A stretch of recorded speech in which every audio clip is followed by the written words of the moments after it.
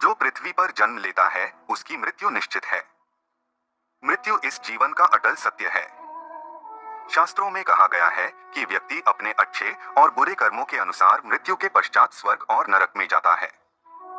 कहा जाता है कि अच्छे कर्म करने वाले को स्वर्ग की प्राप्ति होती है, तो बुरे कर्म करने वाला इस लोक के बाद भी नरक की यातनाएं भोगता है। मनुष्य के अच्छे कर्म ही उसके लिए मोक्ष के द्वार खोलते हैं। मोक्ष प्राप्ति का अर्थ होता है जीवन मरण के चक्र से मुक्त हो जाना। मोक्ष की प्राप्ति के बाद मनुष्य को दोबारा इस मृत्युलोक पर जन्म लेने की आवश्यकता नहीं होती।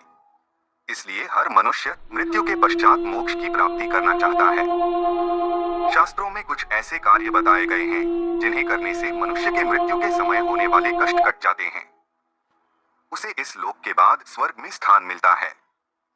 मनुष्य जीवन मरण के बंधन से मुक्त होकर मोक्ष की प्राप्ति करता है। पुराणों के अनुसार कालांतर में माता पार्वती ने भगवान शिव से प्रश्न किया कि हे सर्वभूतेश्वर, मुझे मनुष्य के धर्म और अधर्म के विषय में संदेह है, आप उसका समाधान कीजिए। देवधारी जीव सदा मन, वाणी और क्रिया रूप इन तीनों के बंधनों द्वारा बंधते हैं। फिर किन साधनों से और किस प्रकार उनकी मुक्ति होती है तथा किस स्वभाव से, कैसे कर्म से और किन सद्गुणों से संसार के मनुष्य स्वर्ग लोक में जाते हैं। तब भगवान शिव बोले, देवी तुम धर्म और अर्थ के तत्व को जानने वाली और निरंतर धर्म में तत्पर रहने वाली हो। तुम्हारा प्रश्न सब प्राणियों के लिए हितकारी और उनकी बुद्धि को बढ़ाने वाला है। मैं इसका उत्तर देता हूँ, सुनो।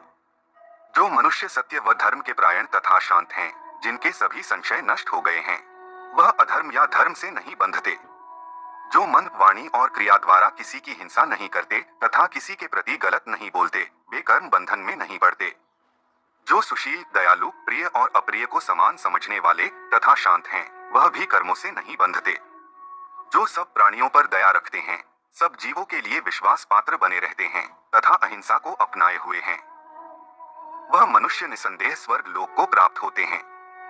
जो पराये धन के प्रति कभी ममता नहीं रखते और पराई स्त्रियों से सदा दूर रहते हैं तथा जो व्यक्ति धर्म में रहकर आय अर्जित करके उपभोग करने वाले हैं, वे मनुष्य स्वर्गगामी होते हैं।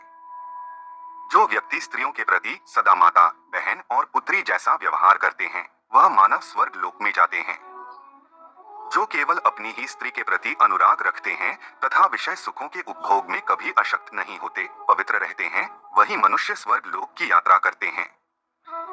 जो अपने तथा दूसरों के लिए अधर्म युक्त बात नहीं कहते और कभी झूठ नहीं बोलते, वह मनुष्य स्वर्ग लोक में जाते हैं। जो मनुष्य असत्य भाषण नहीं करते, स्पष्ट, कोमल, मधुर, पाप रहित एवं स्वागतपूर्ण